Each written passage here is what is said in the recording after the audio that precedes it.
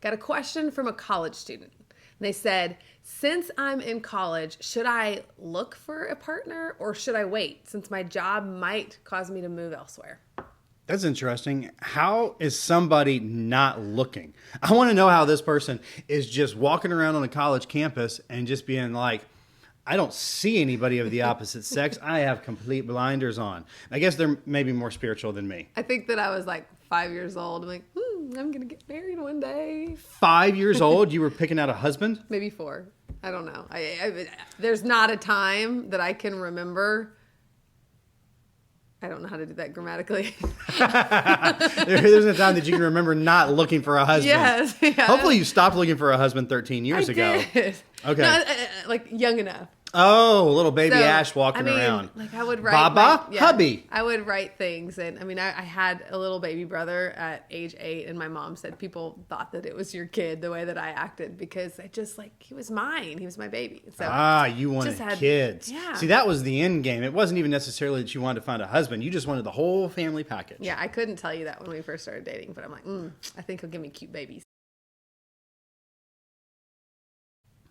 All right. So you can say that I'm not looking for somebody right now. Mm-hmm. What does that look like to say this is the time in my life when I will look for somebody? How do you know when that is? Yeah, I think it can be really difficult, but it is actually a really good thing if you've said, I'm going to take a year and I'm going to try to really focus on God. Now, I recommend that you don't make a promise to God. I've heard some people say, like, I committed, like I made a vow to God that I'm not going to date for 6 months or 6 years or some crazy thing.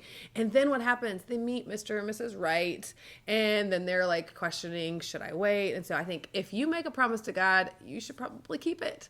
But it's better to just not make a promise to God about something, but just say, Lord, I'm going to try to commit, a season of time where I'm going to really focus on getting myself healthy. If that means getting in counseling, if that means just diving into God's word, being discipled, etc. That's good. So knowing your situation, knowing where you are, always keeping it that I'm going to keep my relationship with God right, and be open to what it is that he could be doing in your life. Because saying, well, I'm going to go here and go work this place after college, so I don't know. Well, you don't know for sure that's what's going to happen. Yeah.